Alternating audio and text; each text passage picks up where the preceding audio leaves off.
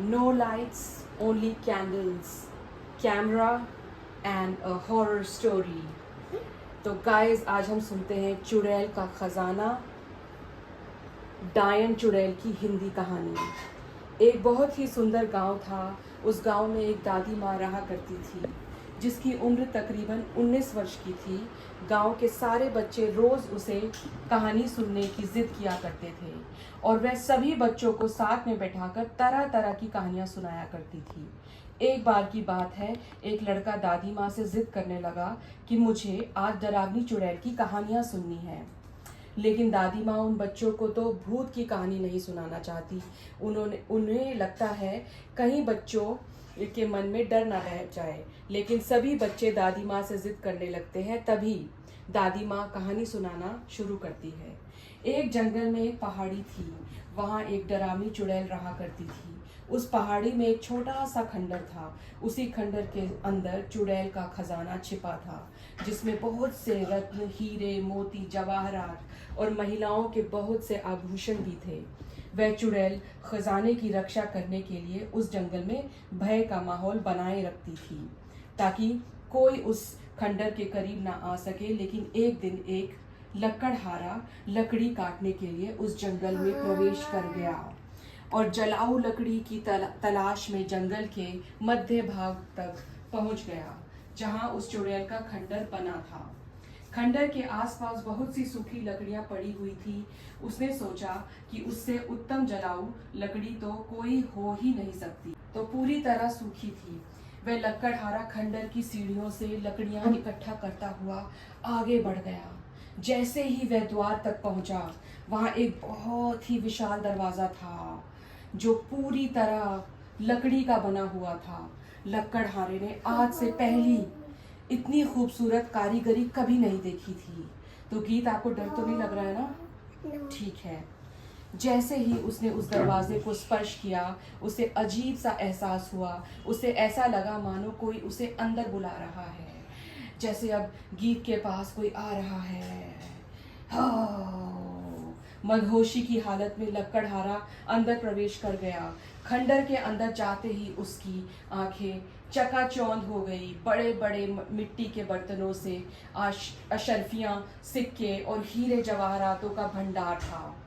लकड़हारे ने आज से पहले इतनी दौलत कभी नहीं देखी थी। स्वाभाविक है, कोई भी इंसान इतना बड़ा खजाना देखकर चकाचौंध ही होगा। तभी खंडर के अंदर एक आहट के साथ दरवाजा बंद हो जाता है। दरवाजा बंद हो रहा है। गीत, कैसा फील हो रहा है आपको? अच्छा। अच्छा, डर नहीं लग रहा? नहीं। लगना चाहिए अभी तक तो। चलो और सुनो। और जोर से हवाएं चलने लगती हैं। लकड़हारा खंडर में एक खंबे को पकड़कर अपनी जान बचाता है।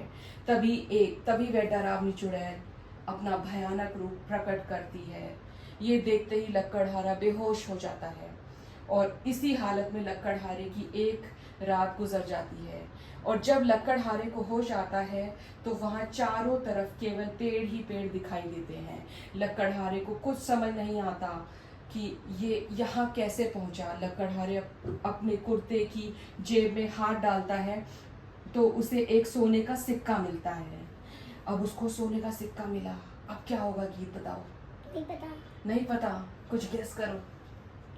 शायद नहीं पता। चलो सुनते हैं फिर।